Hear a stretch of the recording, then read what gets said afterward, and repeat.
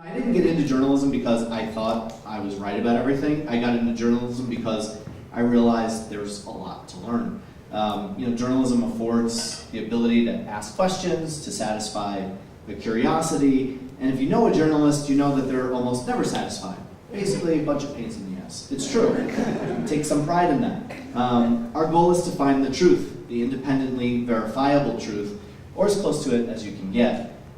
We do that by cultivating sources who have a track record for good, trustworthy information. We use data from the best, most reliable sources. We look at trends in that sea of information and try to find patterns. We rely on good editors, if we're any good, we do, to make sure that we've uncovered every stone and made every diligent effort possible. We rely on experts, the people who have spent their lives studying something to try and give the best available information possible to an audience and an American people who've become increasingly and sometimes bitterly divided along political lines. And this trend is clear. There are fewer House seats, for example, that are seriously competitive today than there were not very long ago. When I first started covering politics in 2006 for CBS News as a researcher and wrote their briefing books, and their polling unit, I had a list of about 125 competitive to potentially competitive House seats. That's roughly only about a quarter of all the seats that are up, which isn't very many, but today that's down to only a few dozen, less than 40 in the last cycle. That's less than 10% of all House seats. I always like to say that if you want to understand why a politician acts a certain way, don't look at morality. A lot of times we want to make a moral argument and say they should really do this because you think it's right or wrong. And this might sound cynical, but it's whether or not they can win. That's really a key function of what they're trying to do. And that may sound jaded, but it's important to understand that their motivations are, most of our motivations are first to keep your job, right? So you can put food on the table, take care of your kids, buy a new flat screen TV, a house or car, right? This is America, after all. We like our stuff. We always seem to want more of that stuff. Now, this isn't to say that politicians aren't moral. Many are and got into politics for some of the same reasons I covered it, because it is, for what it is, flawed, but it's the system we got. Politics is the way stuff gets done in this country. You want to uphold your right to free speech. You want to restrict guns because of school violence. You want to protect gun rights because of a culture, because of a way of life, because of a tradition. You want to ensure the right to vote by expanding voting rights. You want to have ID checks because you're nervous about fraud. It's politics that makes that possible. You want to make sure that the government doesn't interfere with your right to make decisions about your reproductive rights. Or you want to ban abortion because you believe that life begins at conception. Well, it's politics that makes all of those things possible.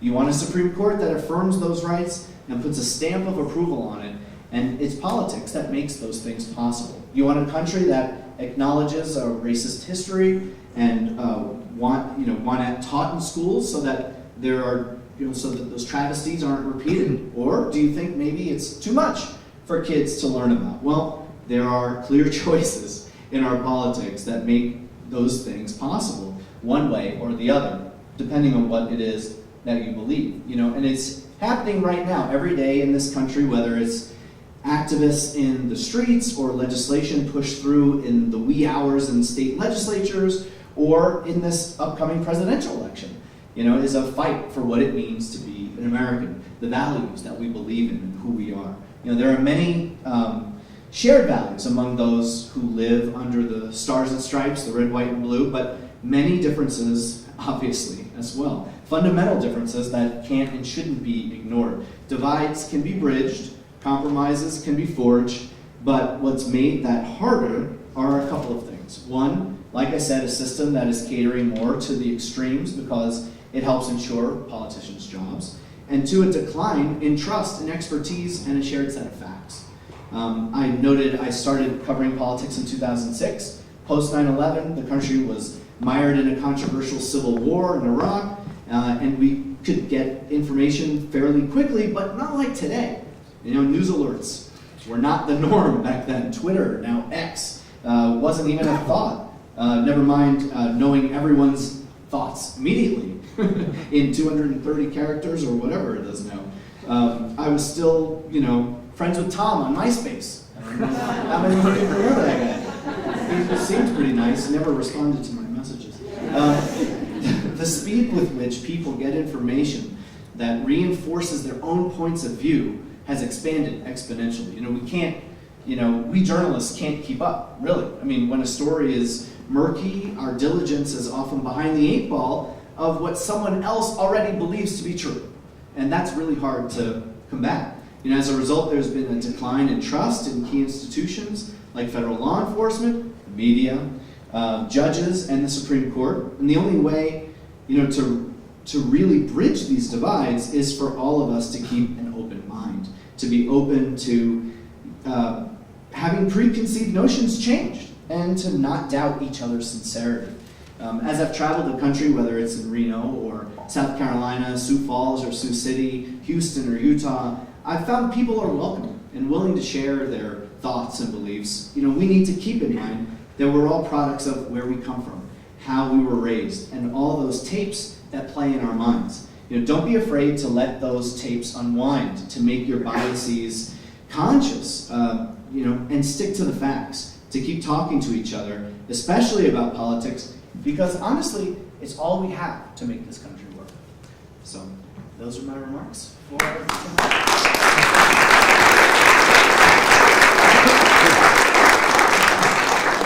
All right, well, I'd like to introduce a new element to tonight. Lucia Starbuck, come up to the stage, please. We're going to have Lucia Starbuck and Domenico there. Lucia is our democracy reporter. She is host of Purple Politics Nevada with Lucia Starbuck, which will return this Friday with Domenico. And we will be doing this monthly going forward, and expect much more of this going into the 2024 election. So, Lucia. I'm so excited.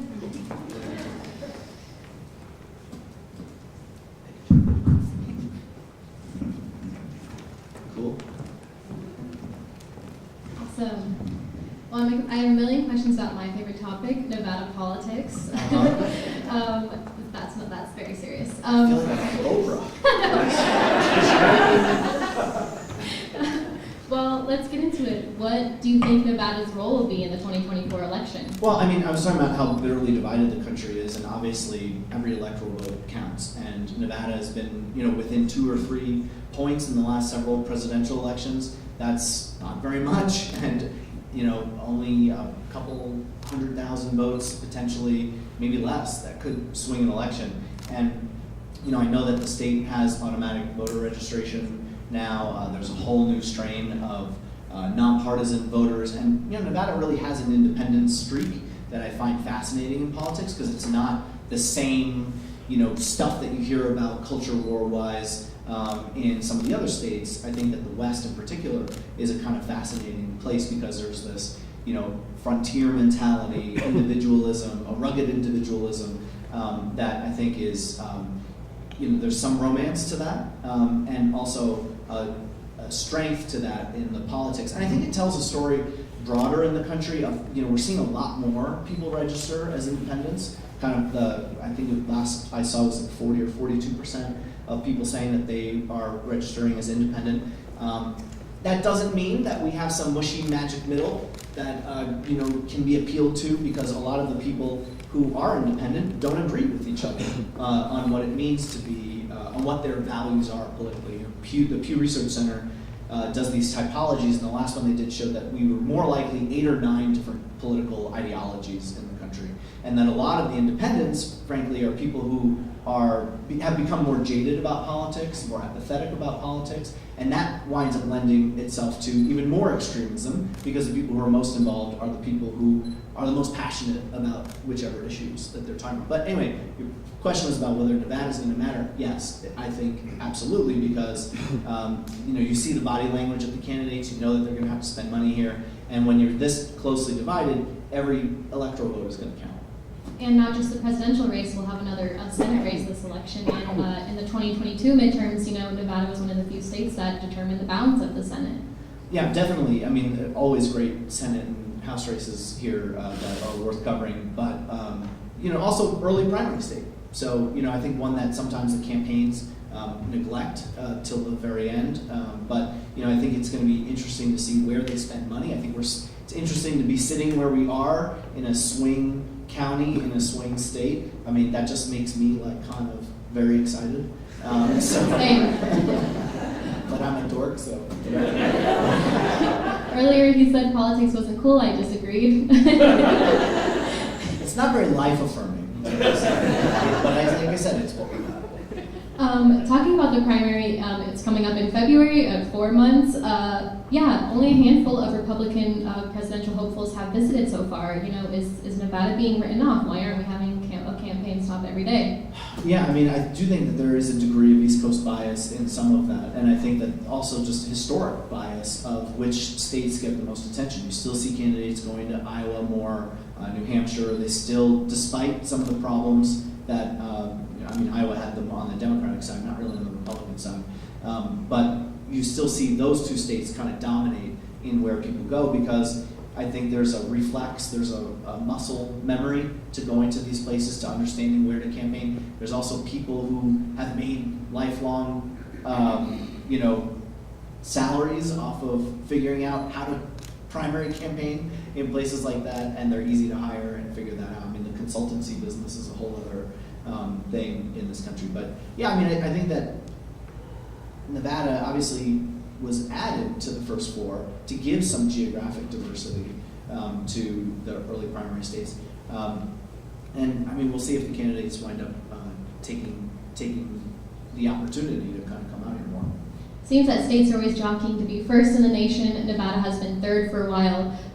Why is it so important to be an early primary state? Yeah, it brings in a lot of money. Frankly, it brings in a lot of media comes in. Different campaigns will spend the money on TVs, on TV stations. I always think it's kind of funny to I track ad campaign spending and the microwave trucks that some of the local stations in Iowa are able to afford, during a campaign. It's like just so much money gets poured in because they're just trying to spend as much as they can to reach people in on TV, which is one of the most blunt ways to do it, but also still very effective. Although we've seen digital campaign ads start to go up, but still nowhere near what they spend on television ads. What ads are you seeing so far, and what issues do you think will come to the forefront? Yeah, I still see Democrats focusing on abortion rights. I think that they realized or saw that was a huge motivating issue for their very significant portions of their base, and have seen it win on ballots over and over again across the country. So they're really doubling down on that. I live in the DC area, so I get to see all of the Virginia ads too, and there's big state Senate races going on, and the Democrats are focusing almost exclusively on abortion rights, and the Republicans are focusing almost exclusively on crime. And I think it's really interesting to see what the body language, I'll call that body language of a campaign, what they're messaging on, because they're polling on that to see what is resonating with the people that they're trying to win over, the persuadable voters that they need to vote. And so I think that this abortion versus crime thing is really an interesting and totally bizarro world universe of what the candidates think is important. How do you think that's affecting voters when the top topics are abortion and crime, and there's so many other issues, healthcare, housing, education? Are voters being turned off? The thing is, even negative advertising has an effect on how people vote. So I think that there's always the risk of not talking to people about what they want to hear. But I think that's why good politicians also make the rounds and go talk to people. They poll on it in the district to see what it is that people actually care about. And the ones who are really good athletes as politicians do a lot of that work, and they remember names and they go and there are people I remember. Just even Rick Santorum, for example, he was campaigning in Iowa, and he saw me and a colleague of mine, and heard my name once, right? And it's not exactly like the easiest name to remember. I think my father-in-law still calls me Domenico or something. But like he went and talked to like 200-300 people in the room and then left and like waved across the room and said my name and the other guy's name I was wearing. I was like, that takes a certain savant skill, you know what I mean? And I think a lot of politicians are just really good at that kind of thing. I'm not really. But I think that if they're good and they're in their communities and then they can pick up on the pulse of what people actually care about. That's funny you mentioned that. I had a lawmaker say my name wrong, and then a couple months later he said it right, and I did tell my friends. So I was like, Maybe he was listening. Yeah. Before we were talking about ads, we were talking about the primaries. Nevada was doing caucuses since the late 90s, and due to a recent state law, we're going to reverse that, go back to a presidential preference primary. However, the state Republican Party recently announced that, in addition to the primary, they're going to hold a state-run caucus and award delegates that way. So I just wanted to chat with you, what's the strategy behind both of those processes? Well, I mean, the pro of a caucus is that people are engaged, they're active, it takes a little bit more work to actually have to figure out how to do the work of a caucus.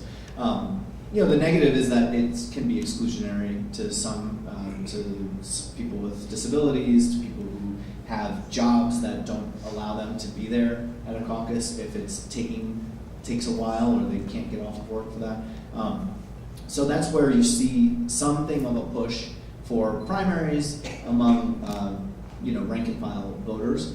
But, I think that somebody like Donald Trump probably prefers a caucus in a state like this because he has such control now over a lot of the mechanisms in state parties across the country, which was not the case in 2016. He was very much the outsider. And through his presidency was able to kind of really influence a lot of state parties to install people who were more Trump acolytes and Trump allies. So when he's got about half the party that seems pretty, enthusiastic for him, then I think that a caucus can be helpful in that kind of situation. There aren't that many delegates, that come out of Nevada or Iowa or New Hampshire. It's really about motivation.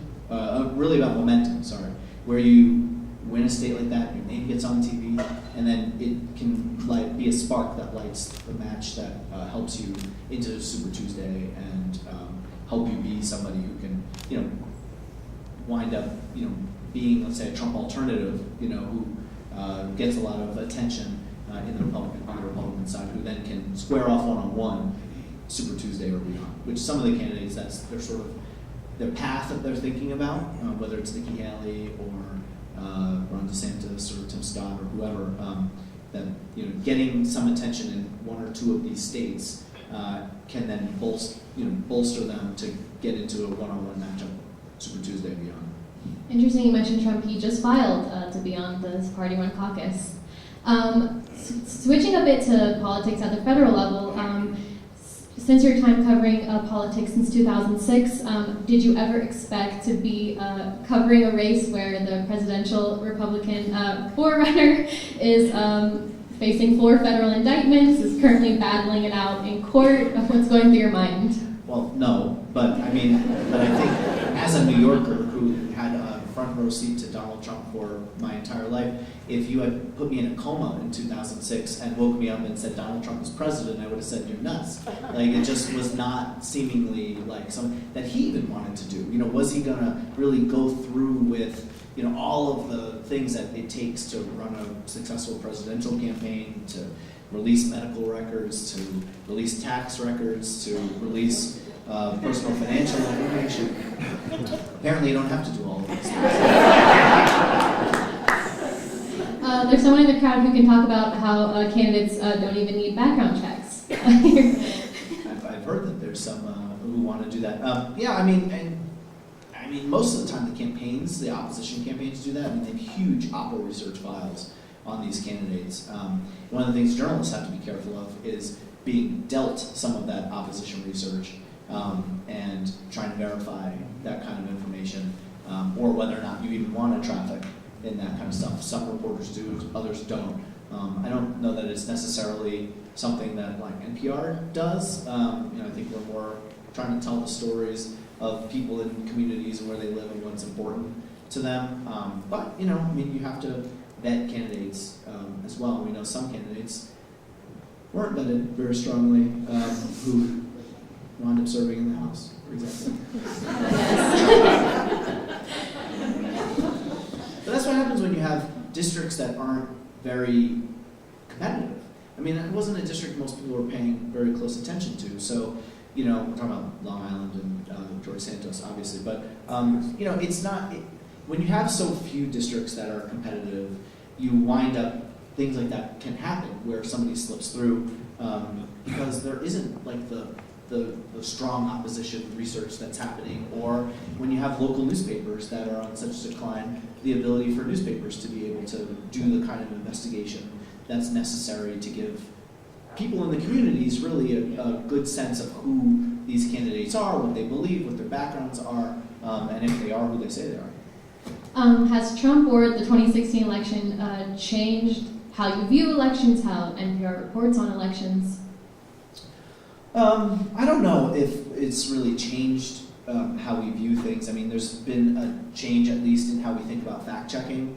I think that when Trump first started running, every claim was something that everybody was like jumping on and trying to figure out. And then we did a lot of work with some psychological, political science psychologists who were talking about how you present information. And I think what we've changed is instead of putting what used to be the model was someone makes a claim, right? So you put the quote out there, and then you have the supplemental research and figure out whether or not, like where their information is coming from. Usually campaigns would tell you, here's what the facts are to back up what we're thinking, why he said what he said.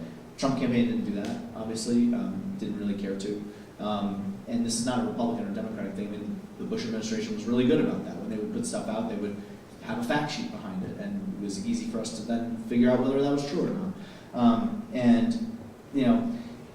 Instead of doing that with the claim and then the research after, they call it like the hamburger method, where you give the actual facts, then say, but this person made this claim, and then back it up with other facts. Now, does it change minds? Does it make people know? I don't know, but I think it's been a healthier way to present the information, even in stories, not necessarily dubbed a fact check. Another historic news day last week, Republican Congressman Kevin McCarthy was the first person in history to be voted out of the Speaker of the House. What does that tell you about the parties? A handful of Republicans joined Democrats to oust him. I honestly wasn't very surprised. I mean, I felt like McCarthy was dealt a pretty weak hand that he made weaker because he only had a 4-seat majority going in. He then, weakened his hand and gave the ability for anybody in the party to kind of bring a motion to vacate to the floor. That helped him win after 15 votes. But once he kind of worked with Democrats to avoid shutdown, I kind of felt like the writing was on the wall at that point. And I do think Republicans have had a problem with this. I mean, John Boehner left, after focusing on ethics and trying to hold the party accountable, because in 2006, one of the big problems for the Republican Party was they lost in this wave election, mostly because of the Iraq War, but also because of a lot of candidates who had ethical problems. And Boehner when he won the House back, was determined to say, we're not going to put up with that stuff. But he rankled, a lot of feathers with some of the base that was being charged up by the Tea Party, and he couldn't get through, deals that he wanted to get done with President Obama, and was going to be ousted essentially, and then he decided to leave. Then Paul Ryan comes along because he was the only one who could unite the party to be a speaker, and then he winds up quitting under some pressure. So I think the party has definitely had an issue with it. I think that for as vilified as Nancy Pelosi has been over the years, she certainly ran a very different shop with the Democratic caucus than any of the Republicans have been able to figure out how to do. I mean, she didn't bring things to the floor that weren't going to have the votes. She was able to whip for votes. She knew what her counts were all the time. She was meticulous about it, and her team was meticulous about it. And I think that gets overlooked, but considering how difficult it's been for Republicans to be able to govern, I think that part of the problem is that when you have a portion of the Republican Party that doesn't want to govern, then it makes it really hard, right? I mean, they firmly believe that government's doing too much, and they think that the government's spending too much, and they'll do whatever it takes to make the point that that's what's happening, including shutting down the government, especially shutting down the government, because it makes their point for them. And I think that makes it really hard when you have a majority of the Republican Party that isn't necessarily in line with that, but you have so much power for a hard-right group. Last week, my colleague interviewed Northern Nevada Congressman Mark Amodei, who actually complimented Nancy Pelosi. I thought y'all would appreciate that. But also in other news, Robert F. Kennedy Jr. announced that he was going to run for president as an independent. Wondering if there's ever space for moving away from the two-party system in the United States. Well, like I mentioned, I maybe someday, who knows? But again, there's really not an independent group that agrees with each other. You know, I mean, I think that there's Morning Joe kind of people who want to think that's true, but the data just doesn't bear it out. And you know, there are again more like 8 or 9 party ideologies or political ideologies in the country, and it makes it hard. We just don't have that tradition where we have this like parliamentary system where you have to win over people to be able to have a coalition to govern, like we've seen in tons of places, Israel included, obviously. And Netanyahu having to do what he's done to try to get a governing majority. It happens in Britain all the time. We've seen how many prime ministers have been ousted over and over again based on their system. So in the near term, not likely. I do think the third party thing is really important to watch in this election, because I would bet that Donald Trump does not, if he is the nominee, doesn't get above 47% in this election, because he didn't get above 47% in either of the last 2 elections. He has a very solid floor, but a very solid ceiling as well. But he won in 2016 and lost in 2020. What was the difference? The third party vote. The third party share in 2016 was about 7%. In 2020, it was less than 2%. So that made a huge difference. And I do think that that there is some danger for Biden, because there is a significant number of Democrats who are not thrilled with the job he's done, who don't like that he's 80 years old, and wish that they could have somebody younger. And when you have that kind of disaffection and third parties that run, the data really show that it would pull more from Biden than it would from Trump. And I think that's something that I think the Biden campaign is certainly concerned about and keep an eye on. Here in Nevada, there are more nonpartisans than there are people registered in either major party. What does that tell you, and how should we think of that voting group, and how do you think candidates are thinking about them? I mean, I think there's just a tremendous disaffection with politics and politicians generally, and it's kind of sad in some respects, because, like I was saying, it's all we have, and it's really important to work within the system and to understand how the system works, and to have concrete expectations that are reasonable, which I think politicians are generally pretty bad about setting reasonable expectations, because saying I'm going to lasso the moon and bring it home is a lot sexier than saying, like, I'm going to try, I don't know if I can get there, but we're going to get really close maybe. It just depends on the voters. Why can't politicians say that? People embrace Trump because he was this, honest or pushing against the grain, I guess. Why wouldn't people accept a candidate who was like, I'll try my best? Maybe they would, but people want strong messages that are clear, concise, and I think that's been a problem for the Democratic Party in general, where they have a harder time being able to message in a way that is clear on some of the things that they're talking about. And Republicans have had an easier time of it, and are just, for whatever reason, just are better at it in doing that. Thinking about voters, young people, particularly Gen Z, are feeling that democracy is not going far enough. They feel like they don't have a voice in issues like rising prices and climate change. What does that mean if young people are feeling very disengaged? Well, young voters are always the most difficult group of voters to turn out. They're traditionally 18 to 29-year-olds, so the lowest, percentage to do so. And I think that there is a degree of cynicism and some disengagement. It costs a lot of money to get young voters to turn out in the numbers that politicians want, especially Democrats, because they've voted overwhelmingly for Democrats in recent years, and they have to spend a lot of money to try to get them out. And I think that there's a real disconnect when we talk to Gen Z voters, for example, where they just feel like politicians don't represent them. They feel like they're too old, they don't get it, they don't get what their priorities are, and they will say that over and over again. Even though there is a significant portion that is very engaged in politics, just not necessarily feeling excited by the choices they have.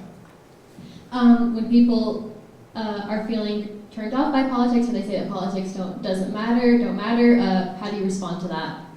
Well, I mean, I say what I was talking about tonight, which is that it's what we've got, and you have to understand what the system is, and if you don't like it, you have to try to, make change that you want to see. I mean, you have to get active, go talk to people, try to make them vote, sign people up to register. It's a difficult process. It takes work. You can't just stomp your feet and say, I want it and I want it now. It just doesn't work that way, right?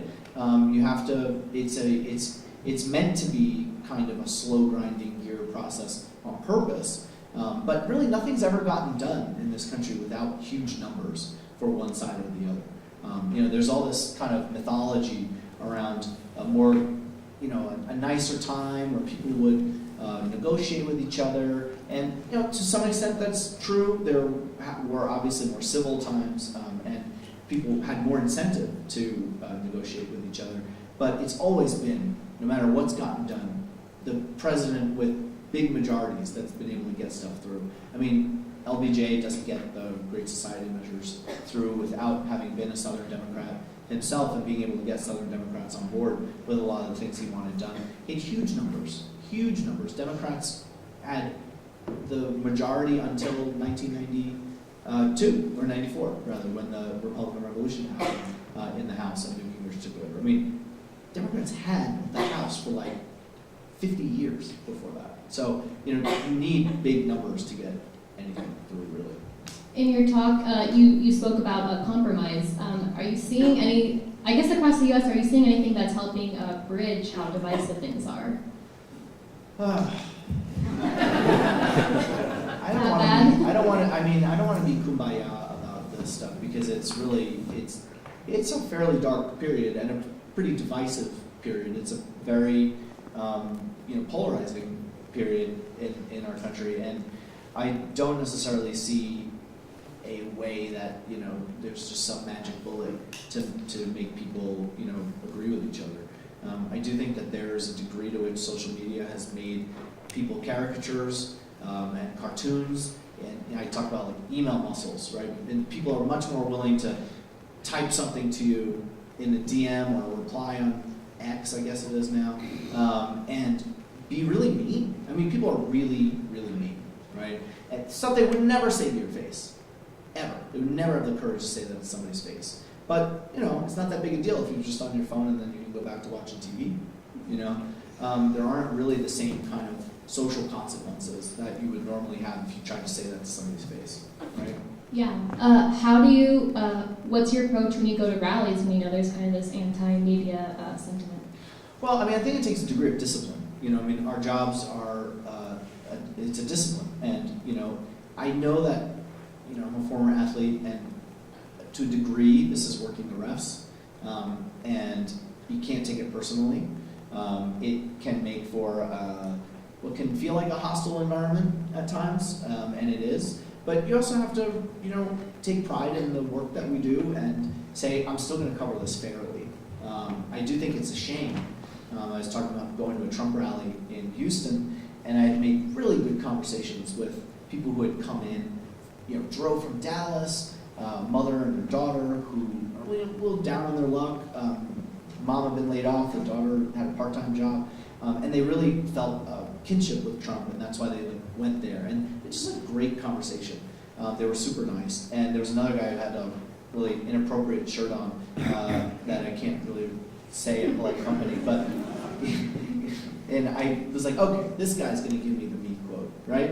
And I go over and he's like, who do you work for? And I was like, NPR. I'm like, here we go. And he's like, I love NPR, man. He's like, I drive from Nacogdoches to Houston, and like, it's the only thing on I can listen to. I'm like, man, that's so interesting. Like people are not exactly what you think they are all the time. And I think it's important to treat each other like humans. The problem was after that, once the rally started, it turned into like this WWE thing, and we became like punching bags where, thankfully not literally, but where it became part of the show to just say the media sucks. And when you go to enough of those things, you kind of know what the routine is, you know what's happening, but you can't let that color how we report on it, because that's playing into what I think Trump wants to be able to say. A lot of candidates. Obama wanted to go around the media filter. This is not new.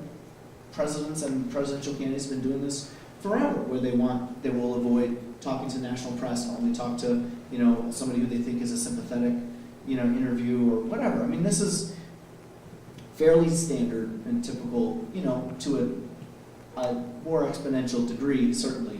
But I think we take pride in making sure that we get the strongest argument in on both sides, and we are talking to our editors and making sure that that no matter what our personal feelings are, that the work that's reflected is you can stand by it. Yeah, I know when I go to Trump rallies, I find it super important to talk to voters, what issues are most important to them, kind of what drew them to Trump, and I find that people on an individual level, I say like, hi, I live in your community, I really care, I want things to be better, and I think that people can appreciate when you let them know where you're coming from, but also, knowing that Trump is quick to throw jabs throughout his speeches, but I find it also important to be there to see who else is there. A question I wanted to ask, how does NPR view Nevada, and when it's talking about how to cover Nevada, what are some things that come up? Well, certainly we're in a swing county and a swing state. Certainly for us political junkies, it's a state that we find really fascinating, because I find the Mountain West fascinating, just generally. I think that the independent streak, you can't pigeonhole people here in the same ways that you can maybe in some other places. But I think it's really a cool place, and I think that it's some place that's different and unique, but matters to presidential elections. And I think that that's always fun to be able to have our reporters come out and find a different story. And Nevada has a lot of the issues that people are dealing with across the country. It's very emblematic in many ways. When you think about the economy, or the housing crisis, or any number of things. People are dealing with those same things everywhere. Definitely. We've also talked a lot about democracy. Do you think democracy is at risk of dying in the United States? Man, talk about bringing the mood down. I don't know. I don't think so. I think that some of that is a little overwrought, to be honest. I think that it's scary to see some of the tendencies to authoritarian types of vibes.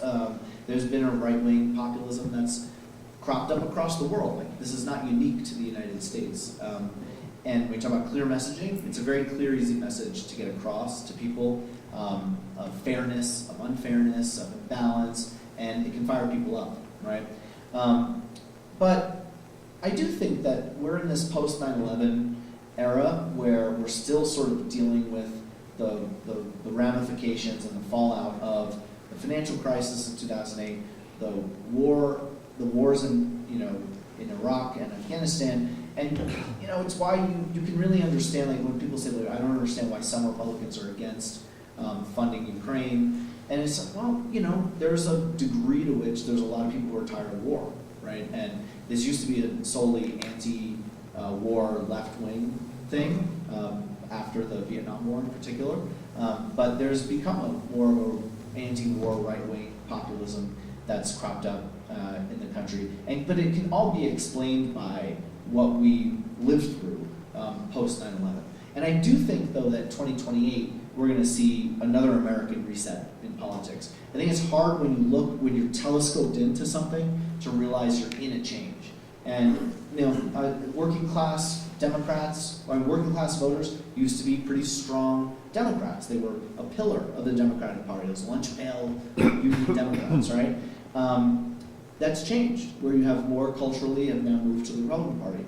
When Nelson Rockefeller was somebody who was a national figure, very educated people were more Republicans. And that's completely flipped, right? So I think we've been going through this transition, and this is not something that's unusual to American politics. I mean, if you look at, there's like cool maps that show back to the Whigs and like how people have kind of transitioned to be in different types of people into what those parties represent.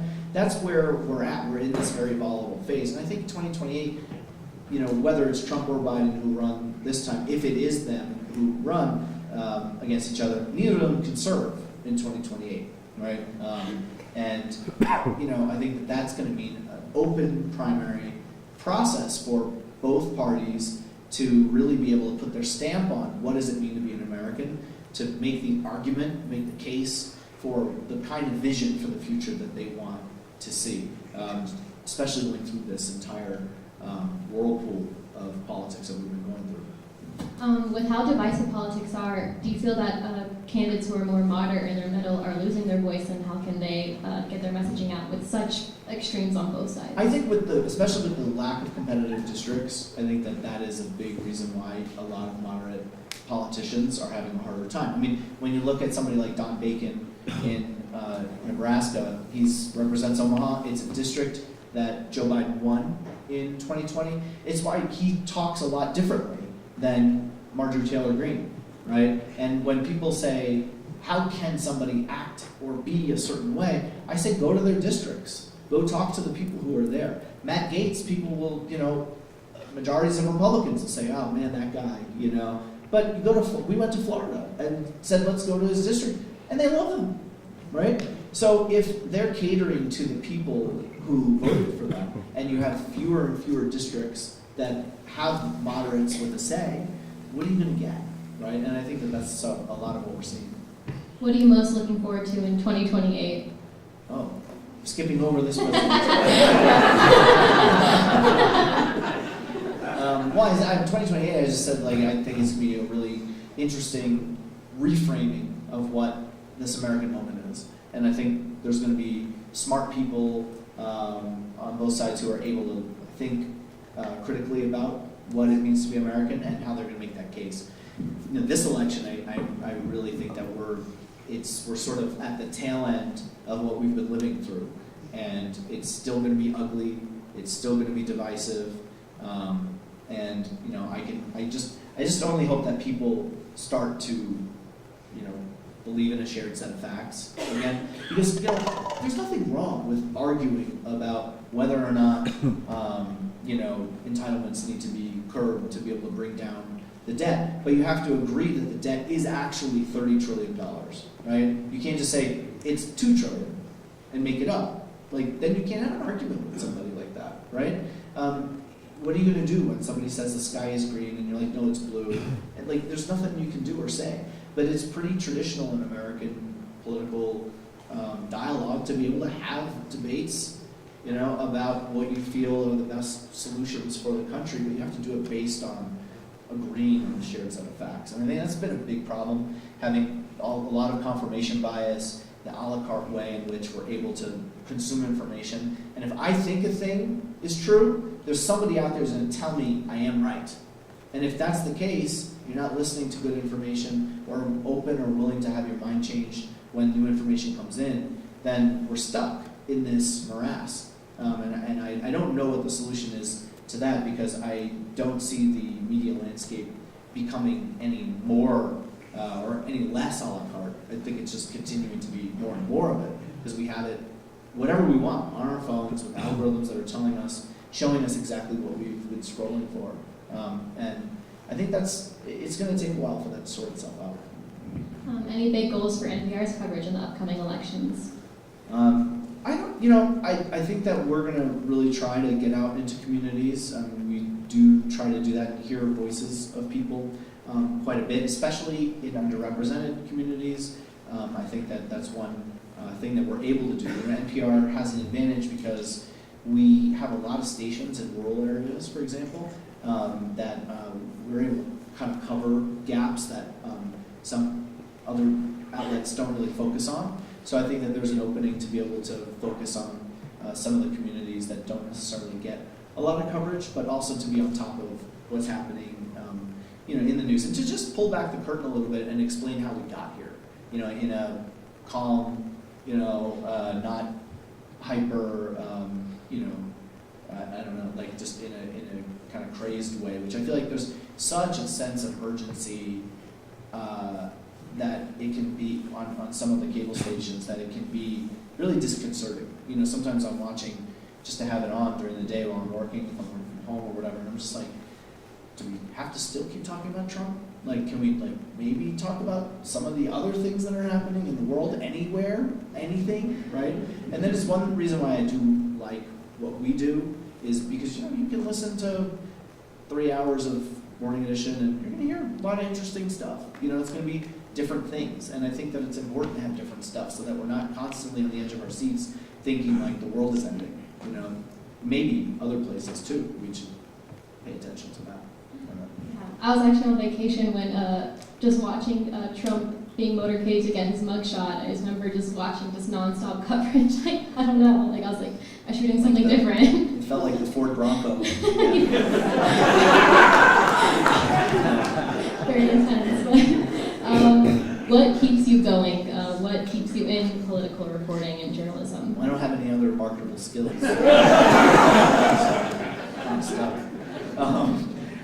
I've always been a political junkie. I told this story earlier today, but my brother was born, his birthday is November 3rd, and November 3rd, 2004 was election night for Bush's re-election, and I don't even know how old I was, but I'm older than my brother, and so I guess I was 25, and I was a teacher then, and I drove up to Albany, where he was going to college, and instead of going out to the bars and going crazy, we set up TVs to see which channel was going to be first with which state. We had whiteboards out, and we had it all.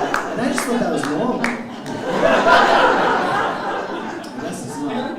I went to graduate school and realized that not that many people were wanted to cover politics, and I was like, that's weird. But because I really think it's important, I think that it matters, and it makes me sad when people disengage from it, when they don't want to have conversations about it, when they don't treat each other with respect to understand where they're coming from. Because people, it's a huge country. Nevada is totally different than South Carolina, it's totally different than Maine, it's totally different than Montana and Florida, which, Florida. So, but it's different. People are different. And I think it's important to understand that people have different parents and different backgrounds, different beliefs, and to make those, psychologists will talk about those tapes conscious, right? And so that's the only way you can really overcome some of those biases and understand that you don't have to question other people's motivations. That they maybe have sincerely held beliefs, and there's a reason for those sincerely held beliefs. And I think journalists have to also keep an open mind about people who didn't grow up the way they did or have the same education that they do. And I think it's important for us to acknowledge our biases too. And I think that only until you're able to do that and realize how you were raised and make that conscious, that you can then be open enough to hear other people's stories and tell it accurately. Any final thoughts on the election, on Nevada? Do we really matter? Any final thoughts? Did you ask me that already? A lot of affirmation here. It's important to us. Yes, it matters. It matters. It's a close election likely. So I think every electoral vote's going to count, and it's a state that is purple. So to the title of your show. Yes, great time to mention. We'll be back on Friday, in case you missed us. Thank you. But thank you so much for your time. NPR's Domenico Montanaro. Thank you.